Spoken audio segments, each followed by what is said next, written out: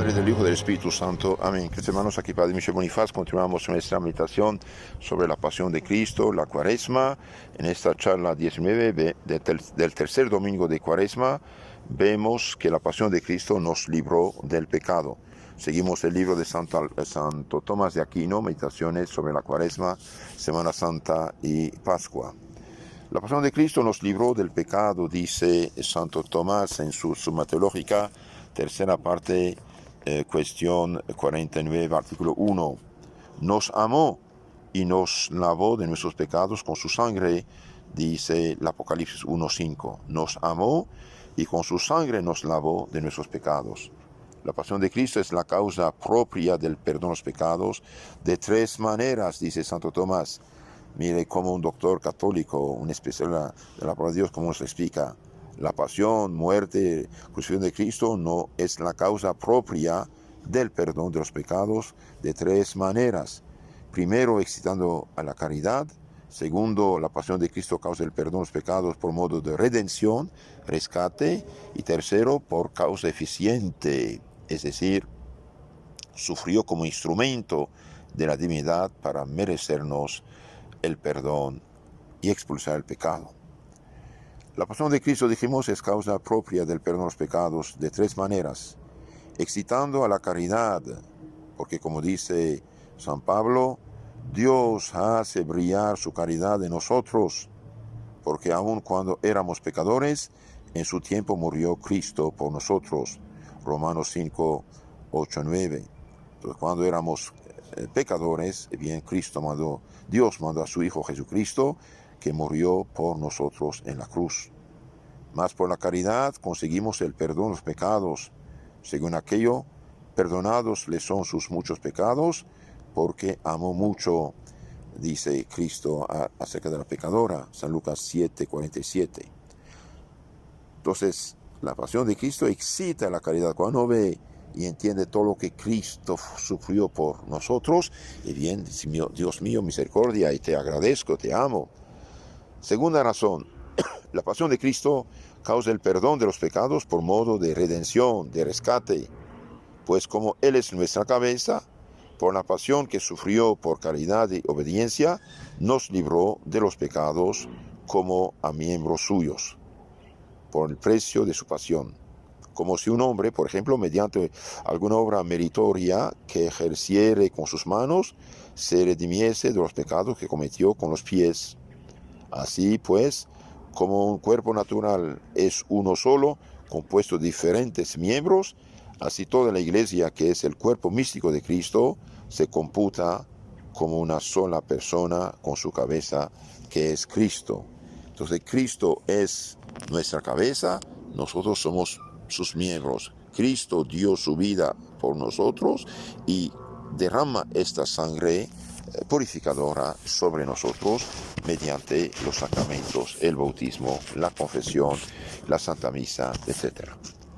También Cristo nos liberó del pecado mediante su muerte en la cruz, dijimos, por modo de causa eficiente, por cuanto la carne, según la cual Cristo sufrió la pasión, la carne de Cristo, el cuerpo de Cristo, la naturaleza humana de Cristo es instrumento de la divinidad, porque Cristo es Dios y hombre, entonces usa su naturaleza humana como instrumento, y por lo tanto sus pasiones y acciones son ejecutadas por virtud divina para expulsar el pecado. Entonces, la divinidad usa a la humanidad mediante su muerte, sufrimientos para expulsar el pecado. Ciertamente Cristo nos libró de los pecados con su pasión, como por una causa, esto es, instituyendo la causa de nuestra liberación, de modo que por ella pudiesen ser perdonados todos los pecados, presentes y futuros, como si un médico confeccionase una medicina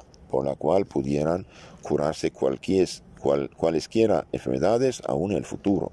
Entonces Cristo mereció el perdón, mereció la santificación, mereció la liberación, el perdón. Entonces esto lo comunicó a su iglesia para aplicar esta redención a los hombres, como el médico que inventó, por ejemplo, una medicina, y bien muerto, la medicina sigue ser utilizada para sanar a otras personas.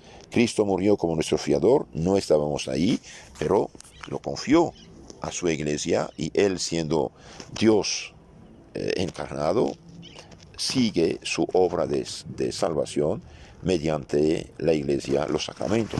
Por ejemplo, cuando alguien se confiesa en lo concreto, bien se confiesa sí, pero el sacerdote, que es instrumento suyo, es Cristo, que mediante el sacerdote perdona nuestros pecados. Santo Tomás sigue diciendo: mas puesto que la pasión de Cristo precedió como cierta causa universal del perdón de los pecados, es necesario que sea aplicada a cada uno para borrar los pecados propios. Entonces Cristo mereció el perdón, su pasión está ahí como remedio, medicina salvadora, sanadora, hace falta aplicarla a cada persona, como vacunar cada persona. De ahí la importancia de evangelizar la importancia de evangelizar los bautizados y de evangelizar los paganos. Durante siglos y siglos, los mejores hijos de la Iglesia Católica fueron predicar, enseñar, bautizar los pueblos paganos. Y hoy estamos en un mundo realmente loco. Cada quien en su religión, no hay problema. Incluso esto lo dicen los católicos ignorantes que repiten eslogans anticristianos. No, hace falta comunicar la pasión de Cristo a cada persona mediante la predicación primero. Una vez que acepta, que entiende que su Salvador es Jesucristo, entonces se bautiza y recibe el cuerpo sangre de Cristo.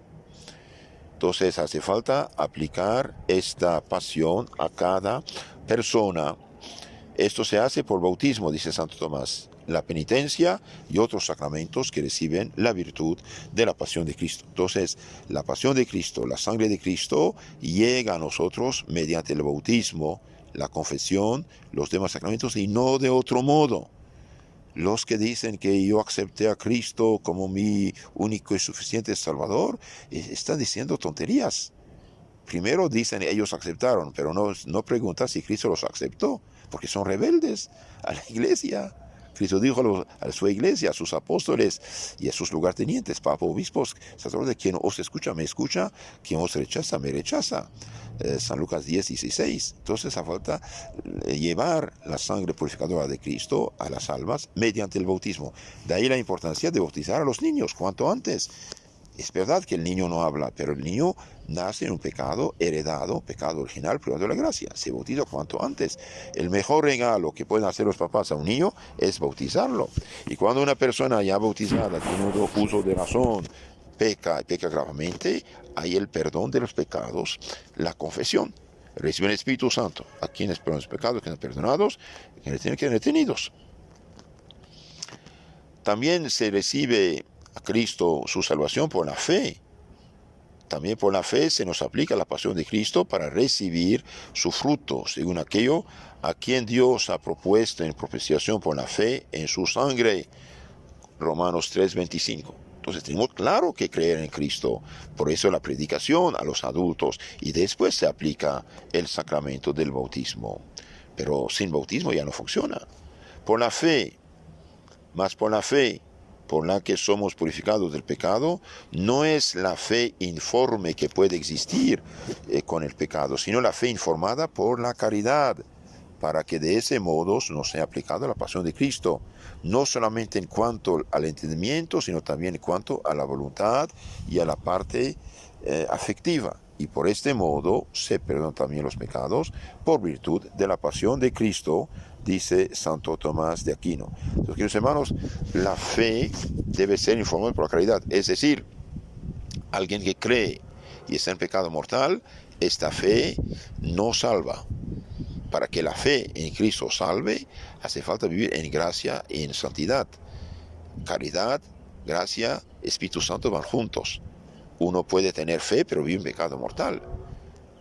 Pero el católico que vive en pecado mortal todavía sabe cómo recuperar la gracia, la santidad del Espíritu Santo mediante la confesión. Recibe el Espíritu Santo a quienes perdonan los pecados que están perdonados, y quienes tienen que ser retenidos, dijo Cristo, nuestro Señor. Es algo serio y por desgracia hoy decenas de sectas nacen fundadas por hombres sin misión y sin ningún derecho, desobedientes a la iglesia de Dios, que es columna sostenida en la verdad, y engañan a la gente en nombre de Cristo y se hacen pasar por autoridad y representantes de Cristo. Hasta se dan el título de profeta, de apóstol, de obispo, no sé qué. Todo es falso. Todo es falso. Primera Corintios capítulo 11, 13, 14, San Pablo dice, esos tales son falsos apóstoles, obreros engañosos, que se disfrazan de apóstoles de Cristo. Entonces Cristo nos liberó del pecado mediante su pasión. Nos amó y nos lavó de nuestros pecados por su sangre. Este lavar de los pecados se hace mediante los santos sacramentos, bautismo, penitencia, y cuando uno comulga dignamente, sin tener ningún pecado mortal sobre la conciencia, sí recibe la sangre de Cristo que lo protege. En nombre del Padre, del Hijo y del Espíritu Santo. Amén.